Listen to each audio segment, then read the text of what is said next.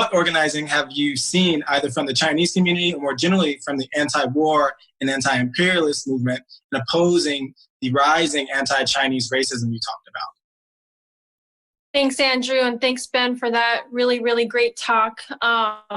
Yeah, so there has been organizing around this issue, especially among the Chinese community.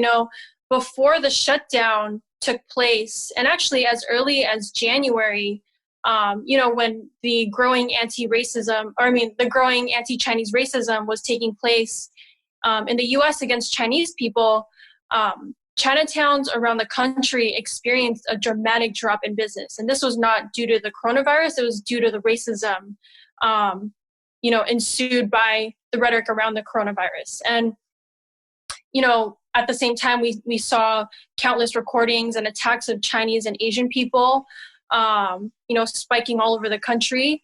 But again, before the crisis really was widespread in the U.S., Chinese communities around the country, and specifically in San Francisco, mobilized a massive demonstration in Chinatown, San Francisco, both in solidarity with the people of Wuhan and with the Chinese community to defeat, these racist rumors that claim that the virus was a Chinese problem, right?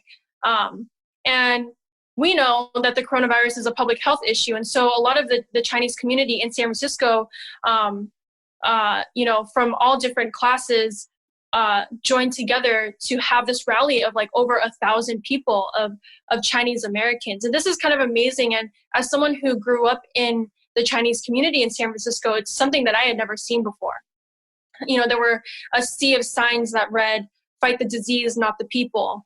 And so, I wanted to highlight, these folks were not just fighting the racism against their community, against our community, but also the deepening China bashing. People are recognizing how the media is hyper-focused on China rather than actually addressing the crisis here at home.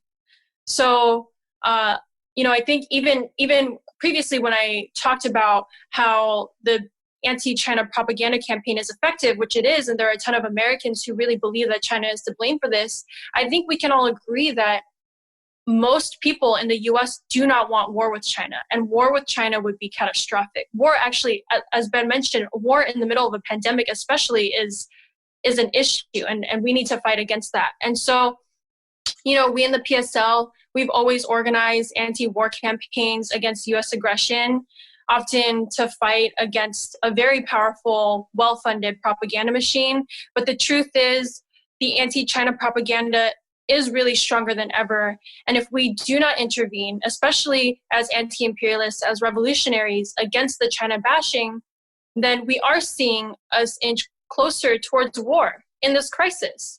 And like Ben mentioned, we have to see these issues as interconnected, right? China and Iran are not our enemies.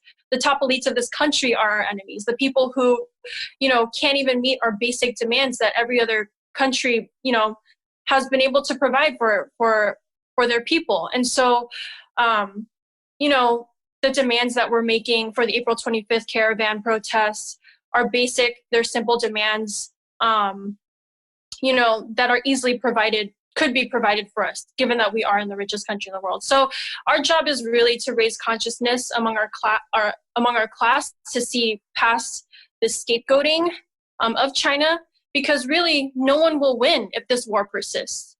No one. So people are organizing, especially in the Chinese community, in whatever means is possible during this period. We all have to shelter in place and we can't gather physically, but people are organizing, people are talking about this. I'm seeing a lot of people countering the anti-China stuff on social media, which is important, but I think our role really is not only to show solidarity with the Chinese community and with China, but also to grow consciousness of the working class here. I think that if we can begin to start poking at, exposing the anti-China stuff, we could go a long way with mounting a really successful campaign against war with China.